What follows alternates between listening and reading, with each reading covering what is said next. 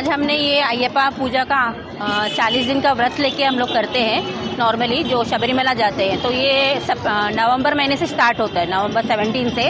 तो ये 40 डेज़ का एक पीरियड होता है, जो 40 दिन का उपवास लेके वो शबरीमला जाते हैं। तो जो नहीं जा सकते हैं वो 40 डेज़ का यहाँ पर मंदिरों में अय्यप्पा पूजा होता है। और आज लास्ट डे है, तो हम उसके तैयारी के लिए, स्वागत के लिए जैसा प्रोसेशन आता है, तो हर एक जगह में आप देखे होंगे कि हर एक जगह में उसका आयोजन किया है उनका स्वागत के लिए। तो इसी तरह हम लोग बीजेपी साउथ इंडियन सेल से है, सुरेश पारेमल जी हमारा प्रभारी है और मैं सुनीता दिनेश प्रेसिडेंट हूँ।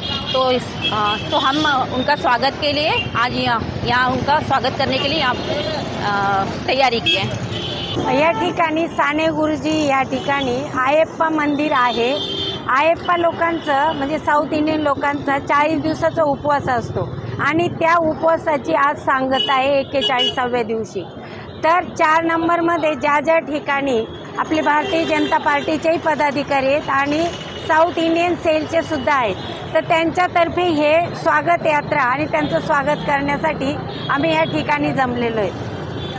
कोणार्क, अपना शहर, अपनी बातें।